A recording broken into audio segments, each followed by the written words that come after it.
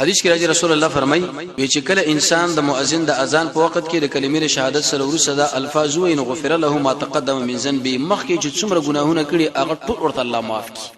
دا سړی به شي چې وانا اشهد ان لا اله الا الله وحده لا شريك له وان محمدا عبده ورسوله رضيت بالله ربا وبالاسلام دينا وبمحمد رسولا زګوي کوم په دې خبره باندې چې نشته حقدار د بندګۍ سوا د الله نه الله اکی واځي دی هیڅ څوک دغه شریک نشته به هیڅ یو شي انسانان دي کې پیرین دي مړ دي کې ژوند دي او محمد صلی الله علیه وسلم د الله بندو د الله رسول له په دې راځیم چې الله زما رب دی او په دې راځیم چې اسلام دین دی او په دې راځیم چې محمد مو رسول دی حدیث کې راځي رسول الله فرمایي وی چې کله انسان د مؤذن د اذان په وخت کې د کلمې شهادت سره ورسره د الفاظ ویني غفر له ما تقدم من ذنبه مخکې چې څومره ګناهونه کړي هغه ټول ورته الله معاف کړي